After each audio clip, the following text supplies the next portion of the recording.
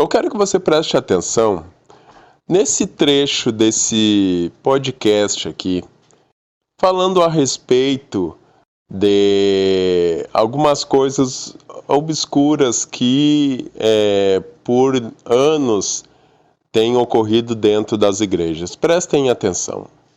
Que a maçonaria é algo que não, por exemplo, na minha visão, um pastor maçom jamais deveria ser chamado de pastor. E nós temos muitos pastores maçons. Nós temos pastores maçons. Muitos. Mas qual é o... muito pastor na Assembleia de Deus mas vamos lá. Muito pastor presbiteriano, então. Batista também tem. Presbiteriano, por exemplo, o pastor Augusto Nicodemos, né? Que é o cara da... Ele chegou... Existe um áudio de uma plenária que ele chegou a debater, dizendo: nós não teremos mais pastor maçom na igreja presbiteriana. Ele queria tirar os que são. E chegou a ponto que ele não conseguiu. E eles chegaram num consenso que os próximos pastores não podem fazer parte de sociedade secreta. Oxe, então eles já estão cientes que Sim, existem pastores maçons. Com certeza. Na Assembleia de Deus tem, mas são ocultos, né? São não, escondidos. eu digo assim, a família Ferreira toda maçônica. E eles não escondem isso. É mesmo. E eu acho difícil hoje, é polêmico, eu quase não prego em Madureira, quando me levam é por misericórdia. Mas eu falo abertamente, Manuel Ferreira é maçom, o camarada que escreveu vários hinos da harpa, Macalão, maçom. Paulo Leivas Macalão, maçom. E Manuel e Abner Ferreira, maçom. Você vê, pega o templo da igreja da Madureira do Rio de Janeiro, que o Abner é presidente. O piso é maçônico. Tudo que você vê branco e preto dentro de uma igreja é piso maçom. Não vou dizer que sim, não vou dizer que não, mas eu dei uma pesquisadinha a respeito dessas informações. E veja o que eu encontrei a respeito do pastor, de um dos fundadores da igreja Sara Nossa Terra, que largou o pastorado e se tornou o mais alto grau da maçonaria, o apóstolo Wesley Bandeira, que deixou a igreja para se tornar o líder mais alto da maçonaria. E preste atenção, nesse primeiro vídeo, confirmando o que realmente ele se tornou um maçom. Estará andando ao lado de pessoas bem-sucedidas, pessoas que cresceram, pessoas que prosperaram, pessoas que alcançaram, pessoas que conseguiram. Agora, prestem atenção, isso eu retirei de um podcast que está aí na internet e vai ficar na descrição, é um podcast, isso foi ao vivo. Quando fizeram uma pergunta para ele se existem mais pastores na maçonaria, prestem atenção no que ele falou. Ele que está respondendo aqui num podcast ao vivo. Preste atenção. Tem outros pastores conhecidos na maçonaria? Muito mais do que você pensa. Muito mais do que você pensa. Pergunta.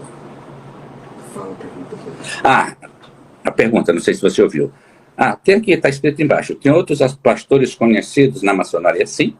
Grandes pastores de grandes igrejas? Sim. Além de sermos irmãos na fé, mas sim, estão lá. Agora sim, eu tenho para mim que onde há fumaça há fogo. Bom, nós temos aqui o relato de alguém que foi e está lá e está fazendo essa denúncia. Então, temos alguém aqui que está confirmando que existe sim pastores na maçonaria. Mas, como aqui nossa função aqui é trazer a palavra de Deus, olha só o que a palavra de Deus fala a respeito disso. Está lá em Efésios, capítulo 5, versículo 11 e 12. Olha o que está escrito.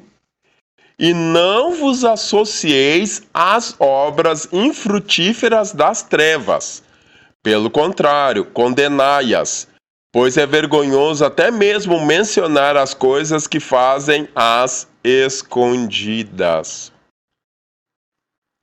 Veja bem, o que é a maçonaria? Não é algo oculto, uma sociedade secreta, enfim, uma coisa que tem que ser às escondidas, não pode revelar o que acontece lá dentro. Você acha que Deus está nisso? Muito me admiro a pessoa que pregou durante tanto tempo e agora se torna, né, como ele mesmo falou, ele está dizendo, ele agora é da maçonaria. E o grau mais alto, e não se chega ao grau mais alto da noite por dia. Então, quer dizer, enquanto ele estava em cima do púlpito pregando, ele estava assim, na maçonaria, não se chega da noite para o dia. Queridos, isso é nada mais nada menos do que podridão em forma de santidade. Quando fala ali, esse pastor está falando do ministério da Igreja Assembleia de Deus Ministério de Madureira. Eu frequento o Ministério de Madureira aqui na cidade onde eu moro. A igreja pequenininha aqui. E eu sei que aqui, pelo menos aqui, as pessoas são, vamos botar uma palavra bem certa assim, elas são sinceras diante de Deus. Agora, eu não ponho a minha mão por líder nenhum líder que esteja nas camadas mais acima, mas não ponho a mão mesmo, não mesmo. Eu estou servindo a Jesus dentro de um ministério, eu não estou servindo o ministério, né? Eu estou servindo a Jesus dentro de um ministério, e é isso que eu tenho para mim.